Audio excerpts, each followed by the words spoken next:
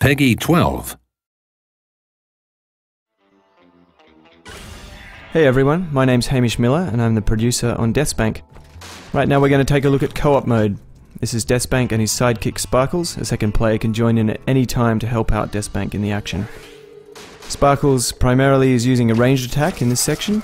He's great for standing back and picking off enemies, and also collecting all the loot that DeathSpank ends up leaving around the world. So these are a bunch of orcs we're fighting here, and one strategy is to sort of trap them in this bottleneck here, and they can stand back and both use ranged attacks. DeathSpank using ice bolts there, but also DeathSpank's great for running in and meleeing these guys. You'll find this is particularly effective against the shamans. We've got a couple of them here. These guys heal not only themselves, but they have a radial effect healing anybody around them, so it makes a lot of sense for DeathSpank to run in and take those guys out as soon as possible. If you do run in though, you need to be careful, because these guys share a health bar, which means you need to be particularly careful about the amount of damage you're taking. The good news is that when you start healing yourself, and DeathSpank can do that by drinking a potion or eating food, both characters will be healed at the same time. So we're going to take out the last couple of orcs, and then we'll take a look at the Pip village, and this will be a little bit more difficult, so we'll explore some of the other techniques that these guys can use together. This is Sparkle's flamethrower attack.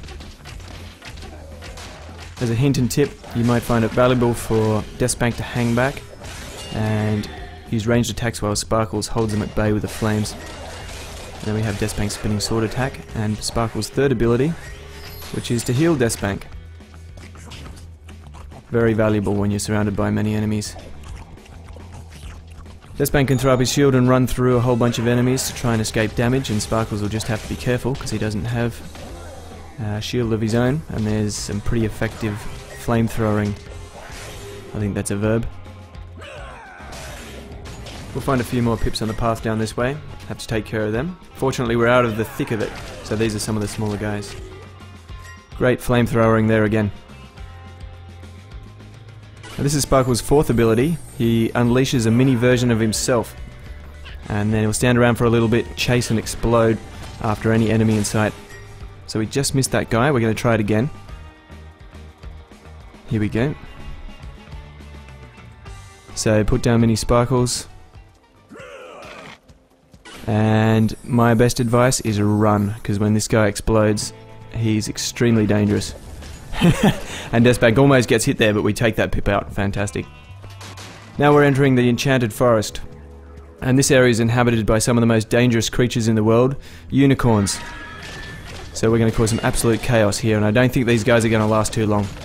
But hopefully what we've shown you today is a demonstration of how DeathSpank can be best shared between friends, with two players playing in the game at the same time and causing all sorts of chaos.